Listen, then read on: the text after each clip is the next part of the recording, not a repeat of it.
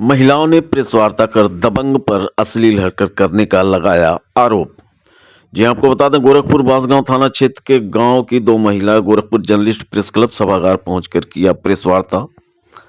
Press वार्ता के दौरान महिलाओं ने बताया कि 28 दिसंबर को मेरे गांव के एक व्यक्ति की मृत्यु हो जाने के कारण घर के पुरुष उसके दाह संस्कार में गोला गए थे। उसी दिन शाम को जब हम लोग शौच के लिए जा रहे थे तो मेरे देवरानी के साथ मेरे ही गांव के श्याम नारायण मिश्र जबरदस्ती करते हुए अपनी गाड़ी में खींचकर अश्लील हरकत कर रहा था। शोर सुनकर जब मैं अपने देवरानी को बचाने गई तो हमलावर हो गए, मुझे रिवाल्वर दिखाते हुए पीटने लगे। उसकी पिटाई से हम दोनों देवरानी जेठानी बेहोश हो गए। उसके बाद वह हमारी इच्छा के विरुद्ध कार्य किया, जिससे मैं शाम को 7 बजे अपनी देवरानी के साथ शौच के लिए जा रही थी गांव से बाहर। तभी रास्ते में एक गाड़ी रुकी। रात करीब 7 बज रहा था, अंधेरा काफ़ी था। गाड़ी के पास मैं खेत में थी, मेरी जो देवरानी है वो सड़क पे थी। गाड़ी के पास जब काफ़ी अंधेरा था, पता नहीं चला किसकी गाड़ी है। मैं वहाँ गई तो देखी कि एक आवाज़ आ रही है, तो वो मेरी देवरानी की आवाज़ थी। जब मैं गाड़ी के पास गई तो किसी आदमी ने मेरी देवरानी को ज़बरदस्ती गाड़ी के अंदर खींच रखा था और मतलब गंदे तरीके से उसे अपने बस मतलब अंदर खींच कर उसे पकड़ के जकड़ लिया था अपने अंदर। ये चिल्ला रही थी। मैंने उन्हें ज़बरदस्ती खींचकर बाहर किया अपनी देवरानी को, और उसे भी मतलब धक्का देके अंदर करके उसका दरवाज़ा गेट का बंद कर दी। बाद में क्या हुआ, उसके हाथ में पिस्तौल था, उस आदमी के हाथ में, वो साइड से निकला और आकर मुझे मारने पीटने लगा। मुझे इतना मारा कि मैं वहाँ बेहोश हो गई। आधा घंटा बाद जब मुझे होश आया तो गांव वाले वहाँ इकट्ठा हो चुके थे।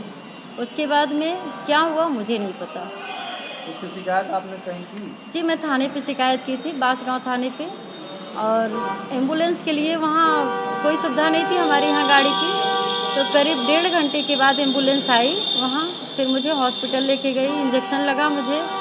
आधा घंटा मेरा ट्रीटमेंट हुआ, फिर मुझे थाने पे भेज दिया गया। थाने पे लोगों ने गंभीरता से मेरी बात नहीं ली और उन्होंने कहा कि जाओ, मेडिकल जब हो जाएगा उसके बाद ही कुछ बताएंगे। फिर मैं घर गई, दूसरे दिन मैं फिर हॉस्पिटल गई, हॉस्पिटल से फिर थाने गई, सारी बात अपनी रखी। लोगों ने गंभीरता से नहीं ली। शाम 5-6 बजे के करीब जब ये रोती हुई गई तब लोगों ने हमारा FIR लिखा और हमें मेडिकल के लिए गोरखपुर सदर में भेज दिया, जहां आज हमारा मेडिकल हुआ है। रिपोर्ट अभी नहीं आया।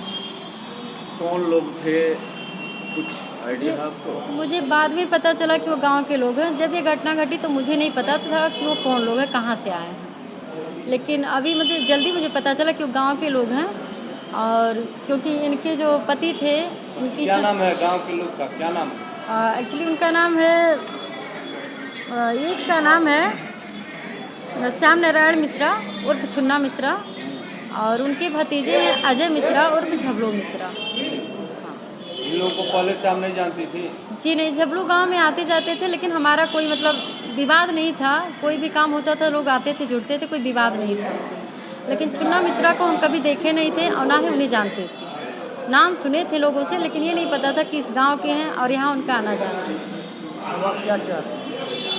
सर, हम चाहते हैं कि इस जो भी हमारे साथ दुर्घटना घटी है, हमारे साथ जो भी दुर्व्यवहार हुआ है, उसकी जांच कराई जाए, हमारी मदद की जाए, कैसे भी करके हमारी मदद की जाए। हमको बहुत मारा है, लात घूंसे से मारा है, और उसी बीच में मैं 2 महीने की प्रेग्नेंट थी। मेरी प्रेगनेंसी भी मिसकैरेज हो गई है। हालांकि रिपोर्ट अभी नहीं आया है और मैं काफ़ी परेशान हूँ। मैं न्यायालय से न्याय चाहती हूँ, हाथ जोड़ कर विनती करती हूँ। कैसे जान रही कि आपका जो है प्रेगनेंसी मिसकैरेज हो गया? दरअसल मुझे उसी दिन ब्लीडिंग स्टार्ट हो गया, करीब 10 बजे रात में ब्लीडिंग स्टार्ट हुआ। मैं हॉस्पिटल में थी, मैंने बताया हॉस्पिटल को कि मुझे दिक्कत हो रही है, लेकिन लोगों ने कहा कि इंजेक्शन लगा दिए, नॉर्मल हो जाएगा। उसके बाद में रात 10 बजे मेरा मिसकैरेज हुआ। फिर 3 दिन मैं ब्लीडिंग से परेशान थी। आज तक मैं केवल पैरासीटामॉल, ओलोफ्लोक्सोसिन जैसी दवाइयाँ खाकर काम चला रही हूँ। जब ये घटना घटी तो आपके घर के अन्य सदस्य कहाँ थे? जी, मेरे गांव में एक लोग एक्सपायर हो गए थे, तिवारी जी थे। हाँ। मेरे गांव में कुल 10 से 15 लोग थे, सब लोग वहाँ गए थे, शमशान गए थे। हाँ। उनके अंतिम संस्कार के लिए।